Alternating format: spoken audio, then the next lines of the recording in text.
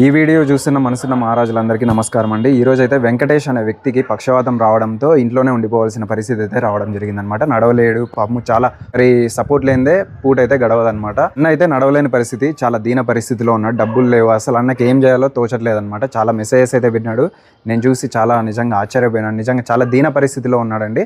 మీకు తోచినంత ₹1 నుంచి ₹1000 వరకు మీకు తోచినంత అండి. ఫోన్పే అయితే నెంబర్ అయితే మీకు కనిపిస్తుంది, ఆ నెంబర్కి ఫోన్పే ఉంది. లేదంటే అన్నతో మాట్లాడాలన్నా కూడా మీరు మాట్లాడచ్చు అనమాట. లేదు మాకు నమ్మకం లేదు, డైరెక్ట్గా ఇంటికి వెళ్ళేసి అన్నని కలిసి అన్నకి ఇస్తామనుకుంటే మీరు అలా కూడా ఇవ్వచ్చండి. మామిళ్ళపల్లిలో అయితే ఉంటారు. వెంకటేష్ అన్న పేరు వచ్చేసి కార్ డ్రైవర్గా పనిచేసేవాడు అనమాట. ప్రజెంట్ పక్షవాతం రావడంతో ఇంట్లో ఉండిపోవాల్సి వచ్చింది.